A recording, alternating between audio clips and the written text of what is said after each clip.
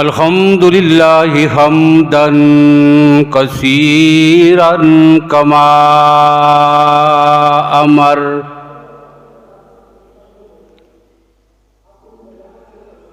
वनशहदु अल्ला इलाहा इल्लल्लाहु वहदहु ला शरीका लहु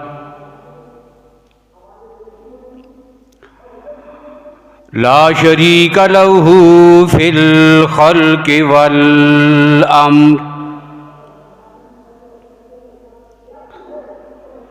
इरगामन लिमन जहद बिही व कफर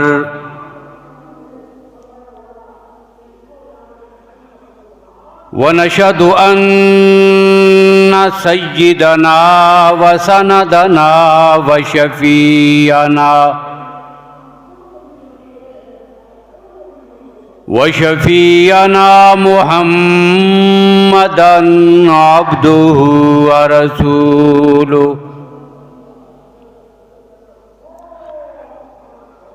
अम्मा बादु फ़अऊज़ु बिल्लाहि मिनश शैतानिर रजीम बिस्मिल्लाहिर रहमानिर रहीम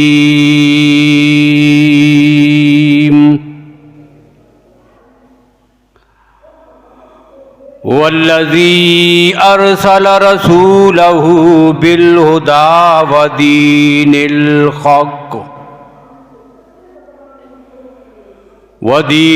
हक़्क़ि लियुज़हिरहु अलद्दीनि कुल्लिहि वकफ़ा बिल्लाहि शहीदम मुहम्मदुर रसूलुल्लाह वक़ालल्लाहु तबारक व तआला फ़ी मुक़ामिन आख़र लक़द कान लकुम फ़ी रसूलिल्लाहि उस्वतुन हसना वक़ालल्लाहु तबारक व तआला फ़ी मुक़ामिन आख़र अल यौमा अकमलतु लकुम दीनकुम व अत्ममतु अलैकुम निअमती व रज़ीतु लकुमुल इस्लाम दीना सदक़ल्लाहु मौलानल अज़ीम।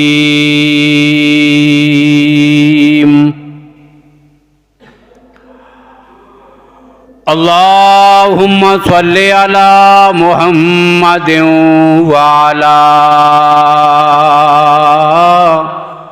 आलि मुहम्मद बिअददि मन क़अद व क़ाम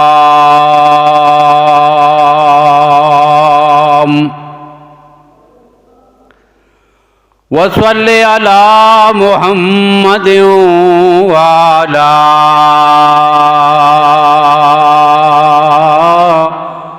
आलि मुहम्मद बिअददि मन सल्ला व साम।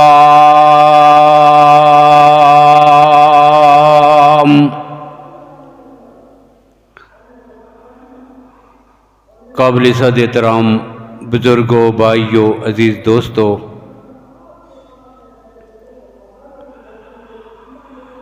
रबीउल अव्वल के बाबरकत बाशहादत महीने का आगाज़ हो चुका है।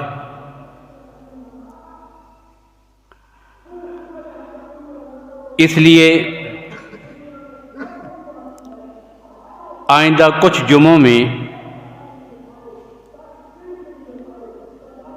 इसी महीने की मुनासिबत से कुछ चीज़ें आपके सामने ज़िक्र करनी हैं। और आज की गुफ्तगू आइंदा आने वाले उन्वानात के लिए एक तमहीद होगी।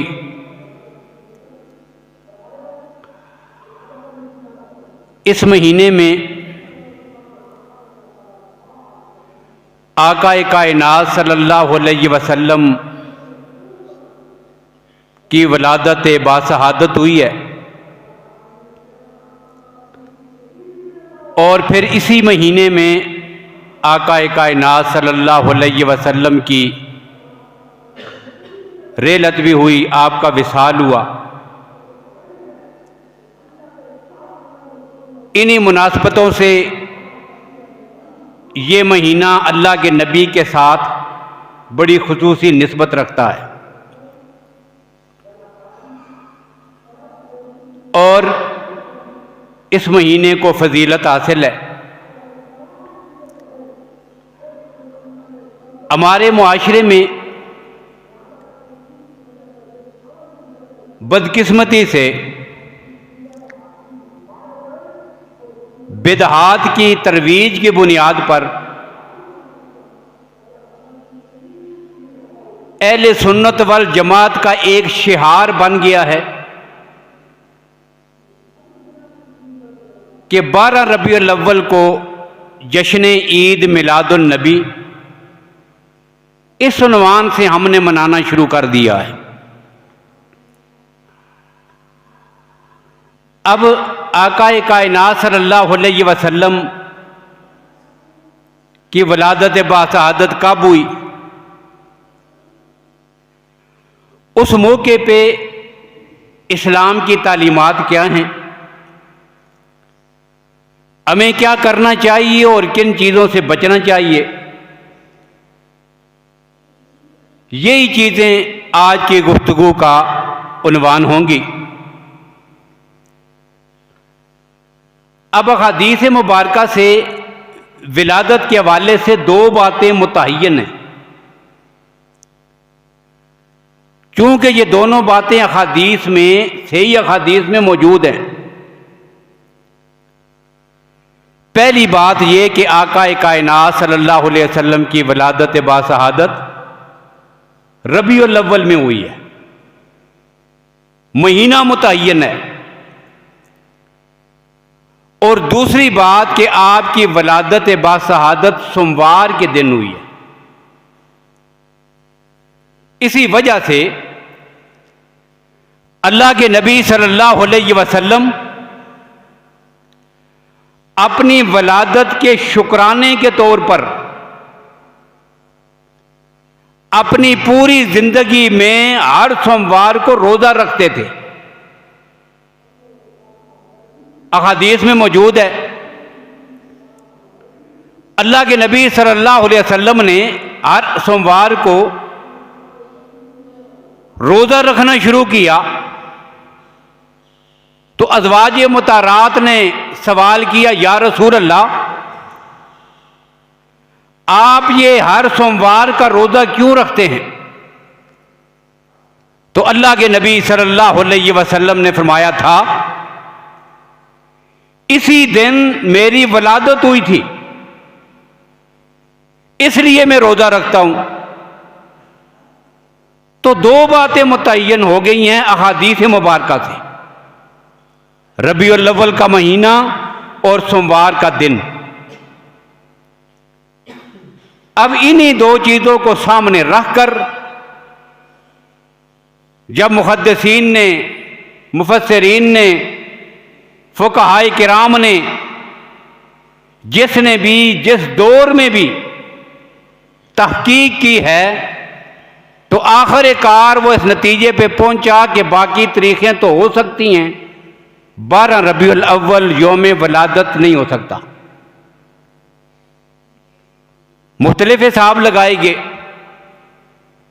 नबी अकरम सल्लल्लाहु अलैहि वसल्लम के आखिरी हज से भी हिसाब किया गया, जुमा का दिन था, 9 ज़िलहज यौम अरफा। अब इससे पीछे 23 साल में पीछे चले जाएं, किसी भी सूरत में रबीउल अव्वल का महीना और सोमवार का दिन और 12 रबीउल अव्वल हो, ये 12 वाली तारीख नहीं आती। खैर जो भी हो, तारीख से हमारा कोई लेना देना नहीं, लेकिन ये तारीख का तहय्युन न होना इसने बड़े मसले समझाए हैं। अब दो बातें मुतय्यन थी, सोमवार का दिन रबीउल अव्वल। अब इन चीजों का जिक्र करना तो अहले सुन्नत वल जमात उलमाए देवबंद का अकीदा और नजरिया है कि नबी अकरम सल्लल्लाहु अलैहि वसल्लम की ज़ात अतर का तज़किरा, आपकी वलादत बासहादत, आपकी मुद्दत रज़ाहत, आपका बचपन, आपका लड़कपन, आपकी जवानी,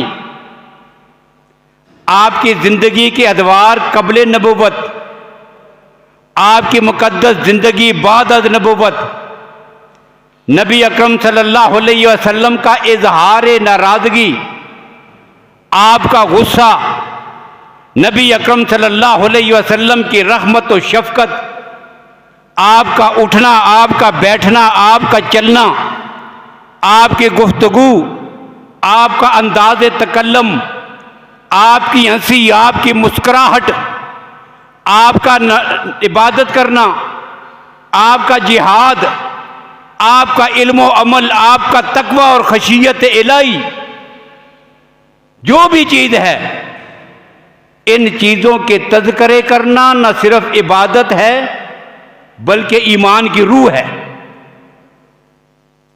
ये असल बात है। तो ये सवाब है, इबादत है और इबादत की आला तरीन किस्म है।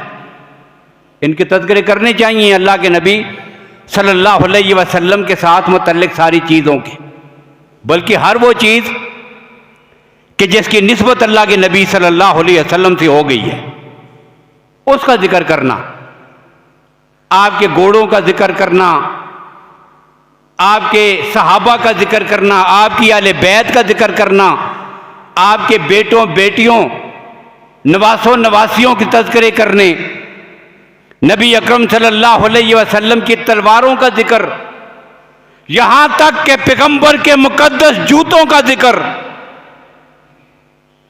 और पैगंबर के उन जूतों के साथ लगने वाली खाक का जिक्र। मेरा अकीदा और ईमान है यह भी सवाब और इबादत है।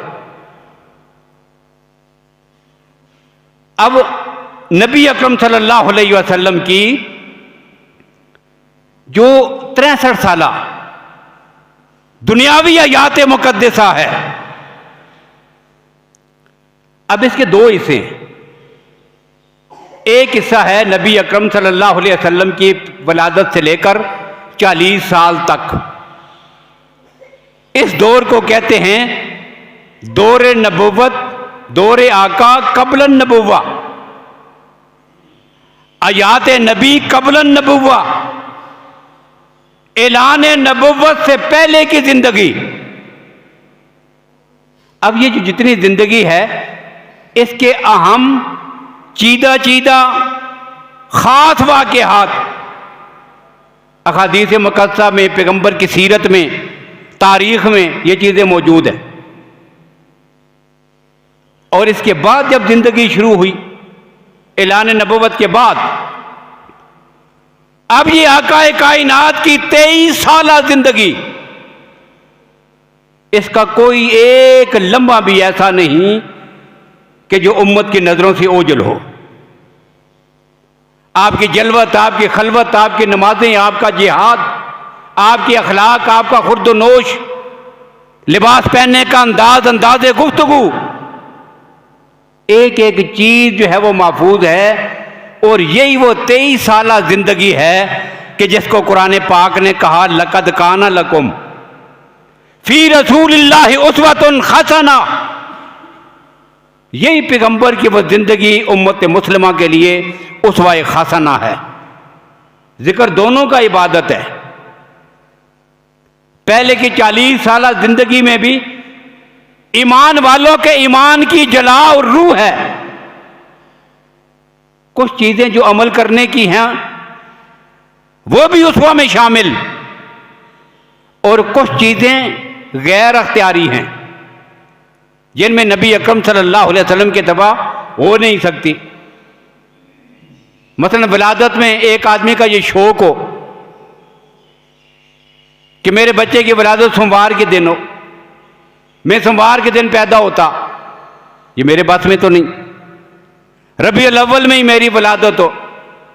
अब ये चीज़ें गैर अख्तियारी हैं और उसवा खासाना जो अमली नमूना है जिसकी इताअत ज़रूरी और लाजिम है, वो जितने अमाल हैं वो सब के सब उम्मत मुस्लिमा के लिए अख्तियारी हैं, उसवा खासना है और लाजिम है। अब फिर नबी अकरम सल्लल्लाहु अलैहि वसल्लम की सीरत को, आपके उसवा को, आपके कमालात को, आपके औसाफ को, आपकी सुन्नत को आगे उम्मत तक पहुंचाना ये सब का जिम्मा और फर्ज है, ये जिम्मेदारी और फर्ज है, लाजिम है सब पर। अब इसे कैसे पहुंचाया जाए? दो तरीके हैं इसके। 1400 साल उम्मत मुस्लिमा ने दो तरीके अख्तियार किए हैं।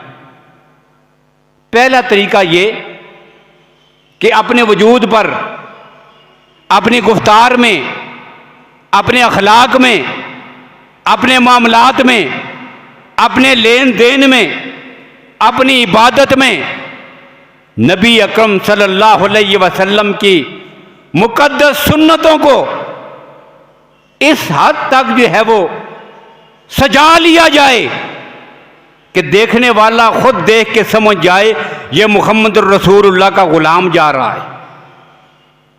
मुंह से कहे कुछ ना, बताने की जरूरत ना पड़े ये कौन है, बताना ना पड़े मेरे नबी सल्लल्लाहु अलैहि वसल्लम के अखलाक क्या थे, मुंह से ना बताए आपकी इबादत क्या थी।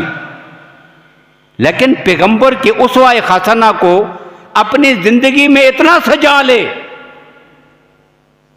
कि चलता फिरता जो है वो पैगंबर की सुन्नत का वो प्रचार कर रहा हो, पता चल रहा हो कि ये आदमी पैगंबर का सच्चा गुलाम है और आपकी सुन्नत पे अमल करने वाला आदमी ये है।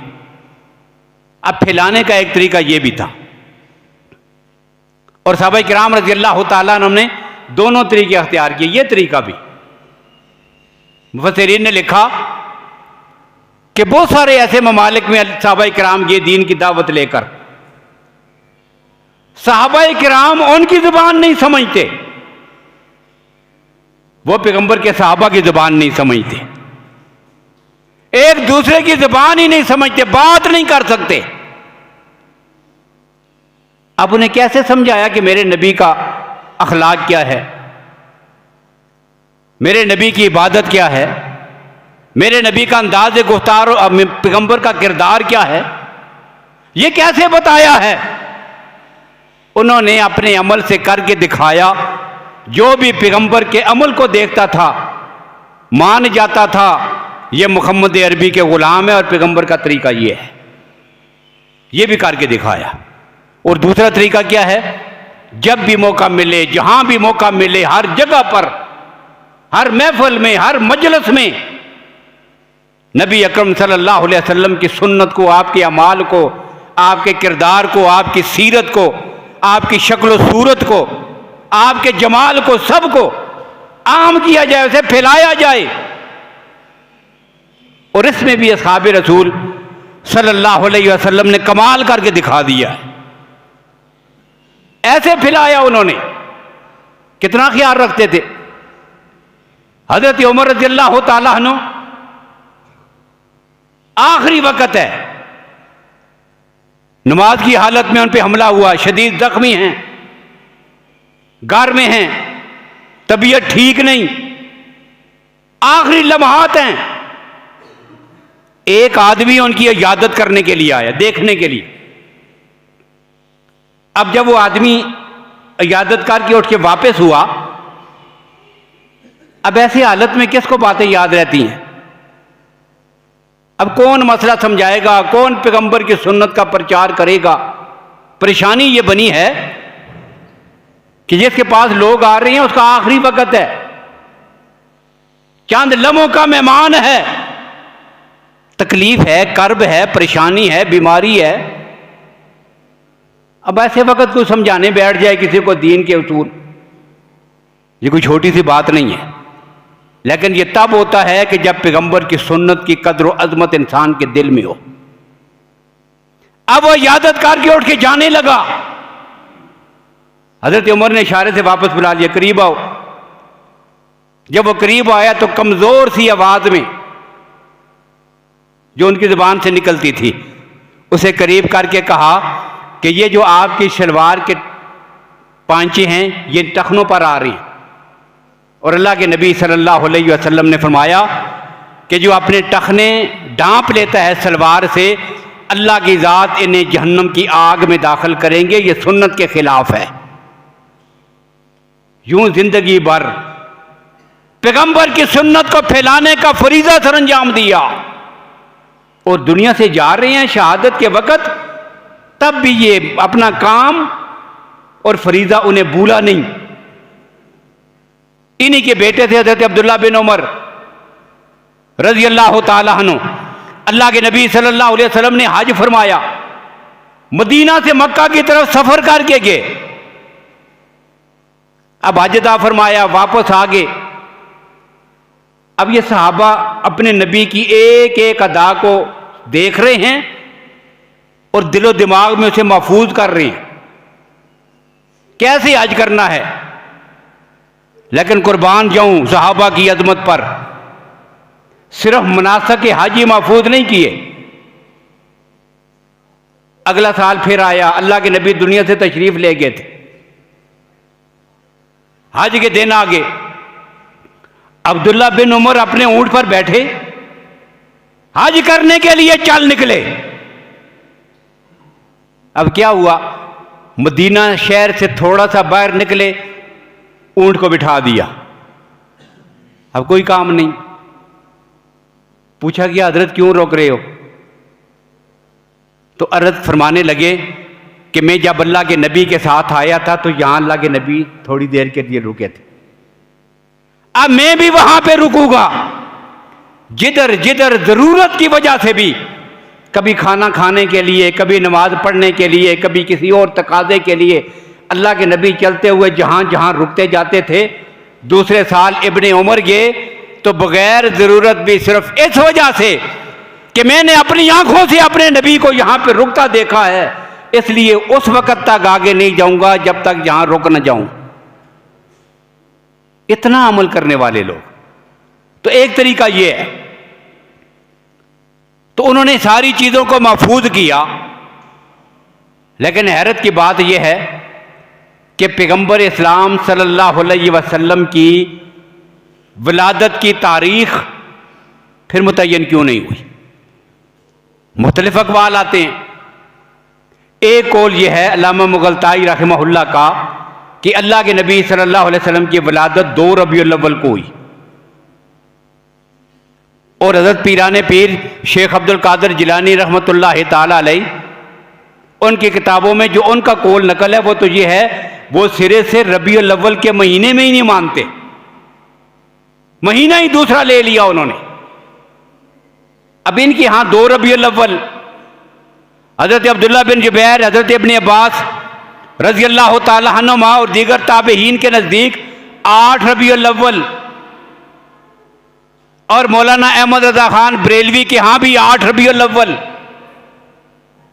और यही जमहूर मुहद्दिसीन, मुर्रिखीन, मुफस्सिरीन, फुकहा का कौल है कि 8 रबीउल अव्वल ज्यादा करीने की आस है, ज्यादा राजे है। फिर 9 रबीउल अव्वल। अब ये इख्तलाफ क्यों हुआ? अब ये तारीख मुतय्यन क्यों नहीं? और सामने वो जमात है पैगंबर की सल्लल्लाहु अलैहि वसल्लम कि जिन्होंने अपने नबी की एक एक अदा को इस हद तक महफूज कर लिया था। शमाइल तिरमिज़ी में आप देख सकते हैं, अहादीस आती हैं, आका कायनात सल्लल्लाहु अलैहि वसल्लम की मुबारक दाढ़ी में सफेद बाल कितने थे। अब जब जवानी का दौर था तो एक सहाबी ने नकल किया, उसने 2 या 3 बालों का जिक्र किया। फिर जब जरा बुढ़ापे के आसार आए, दूसरे सहाबी नकल करते हैं तो 17 बाल नकल किए गए। अब यहां से पता क्या चला कि जो कौम और मिल्लत पैगंबर के जो जान नसार सहाबाई किराम पैगंबर की मुकद्दस दाढ़ी के सफेद बाल भी गिन के उम्मत को बता दें, फिर क्या वजह बनी कि आज हमें याद नहीं तारीख़ विलादत कौन सी है? तारीख में फिर मुगालता क्यों लगा? यह मुतय्यन क्यों ना हुई? आप मुझे बताएं, ईद की तारीख आज पूरी उम्मत मुस्लिमा में कहीं भी मुख्तलिफ ही है? किसी को इख्तलाफ है कि यकम शवाल को नहीं, चलो 5 शवाल को ईद होगी, ईद उल फितर। कोई कहीं नहीं 4 का कौल भी है, 10 को होगी ईद उल अज़हा, 10 ज़िल हज को नहीं 12 को भी होगी। किसी ने 7 का कौल लिखा हुआ है? कोई हज कौन सी तारीख में पढ़ा जाएगा? किसी को इख्तलाफ है? कुछ भी नहीं। अब यहां क्यों है?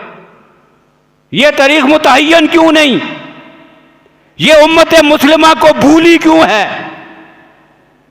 वजह यह है कि जिस मकसद के लिए अल्लाह के नबी तशरीफ लाए थे, सहाबाए किराम ने वो मकसद याद किया है, और जिस चीज से शरीयत का कोई मकसद जुड़ा हुआ नहीं था उसके याद रखने का कोई एहतमाम नहीं हुआ। अब यह भी नहीं कि सहाबाए किराम को प्यार नहीं था अल्लाह के नबी सल्लल्लाहु अलैहि वसल्लम से। भाई 2 बातें हो सकती है ना, या अल्लाह के नबी के साथ उनका ताल्लुक ही ना हो, और दूसरी एक और बात भी हो सकती है, हाफजा कमजोर हो, भूल गए हों। अब दोनों बातों की एक एक मिसाल देता हूं। अब मोहब्बत का क्या आलम है? सैयदना अबू हुरैरा रज़ियल्लाहु अन्हु का एक छोटा सा जुमला हदीस में है। मोहब्बत की मिसाल में अहादीस में आपके मुतल्लिक़ एक छोटा सा जुमला है। क्या? सैयदना अबू हुरैरा फरमाते हैं रज़ियल्लाहु ताला अन्हु, कद्दू खाने में मुझे पसंद नहीं था। अपना अपना मजाज होता है, किसी को कौन सी चीज अच्छी लगती है, किसी को कौन सी। तो मजाज ये था कि सब्जी में कद्दू पसंद नहीं था, नहीं अच्छा लगता। कहते हैं एक दिन मैं गया और अल्लाह के नबी तशरीफ फरमा थे, खाना तनावल फरमा रहे थे, और मैंने देखा कि आपके सामने कद्दू रखा हुआ था। अल्लाह के नबी कद्दू खा रहे थे, शौक से खा रहे थे। अब कहते हैं मैंने अपने नबी को कद्दू खाते हुए देखा, तो उस दिन से मेरी सबसे पसंदीदा ग़िज़ा ही कद्दू है। अब ये बताया एक छोटी सी बात है, लेकिन यहां इस तौर पे मैंने खास जिक्र किया कि यहां पर बाकी मोहब्बत के अंदाज में नकाली की जा सकती है, नकल हो सकती है, मजाज पे जबर हो सकता है, तकल्लुफ हो सकता है, तसन्नो हो सकता है। लेकिन कोई आदमी पैगंबर की मोहब्बत में अपनी तबीयत ही बदल डाले, ये कोई छोटी बात नहीं है। ये तो तबीयत की बात थी ना, तो तबीयत ही बदल डाली। पैगंबर की जो तबीयत है, कहते हैं उसके बाद मेरी भी वही तबीयत है, जो चीज उनको पसंद थी वही मुझे पसंद है। और सैयदना अबू मखजूरा रज़ियल्लाहु ताला अन्हु आका कायनात के मुअज्जिन, अल्लाह के नबी ग़ज़वा हुनैन से वापस तशरीफ ला रहे थे। रास्ते में एक जगह नमाज का वक़्त हुआ, काफिला रुक गया, वुज़ू किया, नमाज पढ़ी, और नमाज से कबल अल्लाह के नबी ने हज़रत बिलाल से फरमाया खड़े होकर अजान पढ़ो ताकि हम नमाज पढ़ें। अब हज़रत बिलाल ने कानों में उंगलियां डाली, अजान शुरू कर दी। अब करीब ही थोड़े फासले पर चंद घर थे, झोंपड़ियां थी, कुछ लोग आबाद थे, उनके बच्चे बाहर खेल रहे थे। अब उन्होंने देखा ये कोई काफिला आया, कोई लोग आए हैं, थोड़ा करीब आ गए। फिर इनकी हरकत और सकनात देखने लगे। फिर हज़रत बिलाल को देखा कानों में उंगलियां डालकर अजान पढ़ रहे हैं, अल्लाह हू अकबर, अल्लाह हू अकबर। अब बच्चों की आदत होती है, अब बच्चों ने क्या किया, वो भी कानों में उंगलियां डाल के अजान की नकल उतार रहे, अल्लाह अकबर अल्लाह अकबर। अब अजान खत्म हुई, अल्लाह के नबी ने चंद सहाबा से फरमाया, जाओ इन बच्चों को पकड़ के मेरे करीब ले आओ। अब सहाबा उन्हें पकड़ने के लिए तशरीफ ले गए, बच्चे हैं डर के मारे भाग गए, जैसे उनकी आदत होती है। अब बच्चे वहां से भाग निकले, लेकिन उन्हीं बच्चों में एक बच्चा जो है वो उम्र में कद में थोड़ा बड़ा था। कहता है मैं क्यों भागूं, मुझे भागते हुए शर्म आई, मैं उसी जगह खड़ा हो गया, मैं नहीं भागा। खुदा की शान है, अल्लाह ने मुकद्दर चमकाने थे, नहीं भागा वहां से। अब साहबा पकड़ के ले आए हुजूर सल्लल्लाहु अलैहि वसल्लम के पास। अल्लाह के नबी ने करीब किया, फरमाया वहां जो कर रहे थे, जो कह रहे थे, वही काम यहां करो। अब अबू मकसूरा जो है वो कानों में उंगलियां डालकर अल्लाह अकबर अजान शुरू कर देते हैं। अशहदु अल्ला इलाहा इल्लल्लाह भी कहा, और जब बारी आई अशहदु अन्ना मुहम्मद रसूलुल्लाह की, अब आहिस्ता आहिस्ता कहते हैं, बिल्कुल आहिस्ता से, अशहदु अन्ना मुहम्मद रसूलुल्लाह। अब अल्लाह के नबी ने उनके सर पे हाथ रखा, सुना बेटा जिस तरह पहले बुलंद आवाज से कह रहे थे, ये जुमला भी बुलंद आवाज से कहो। अब कहते हैं मैं अपनी कौम से डर रहा था, हमारी लड़ाइयां और जंगें ही मुहम्मद रसूलुल्लाह को रसूल मानने पर थी। मेरा चचा सुनता, मेरा वालिद सुनता, मेरे भाई सुनते, मुझे डर लग रहा था मुझे मारेंगे। साबित हो गया है, तू भी मोहम्मद की रिसालत का इकरार कर बैठा है। कहते हैं डर के मारे में आहिस्ता आहिस्ता कह रहा था। अल्लाह के नबी ने मेरे सर पे यूं हाथ रखा, सुना बेटा ऊंची आवाज से कहो। अब मैंने दोहरा कर इन अल्फाज को ऊंची आवाज में कहा, अजान मुकम्मल हुई। कहते हैं मेरे नबी ने मेरे सर पे जो हाथ रखा था, इसकी ठंडक मैंने अपने सीने में महसूस की। अजान खत्म हुई, मैंने कहा या रसूलल्लाह मुझे भी कलमा पढ़ाइए, मैं भी आपका गुलाम बनता हूं। कलमा पढ़ा, मुसलमान हो गए। अल्लाह के नबी ने दीन की चंद बातें सिखाई और कहा कि इस बस्ती का मुअज्जिन तू है। अबू मखजूरा, अब्दुल्ला बिन उम्मे मक्तूम, सैयदना बिलाल, ये तीनों आकाए कायनात के मुअज्जिन थे। अब मोहब्बत देखिए, मोहब्बत की बात कर रहा था। अब ये जो अबू मखजूरा है ना, इनके सार के जो बाल थे यहां वाले, वो इतने लंबे थे, अगर कंघी करते तो वो जमीन तक पहुंचाते थे, इतने लंबे लंबे बाल। अब साथियों ने, दोस्तों ने, साहबा ने उनसे पूछा, अल्लाह के बंदे इतने लंबे लंबे बाल रखे हैं,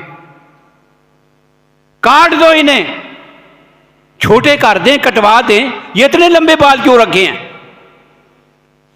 तो वो जवाब में कहते तुम्हें क्या पता है ये बाल मैंने क्यों रखे हुए हैं? इन बालों के साथ मेरे नबी की निस्बत जुड़ी हुई है।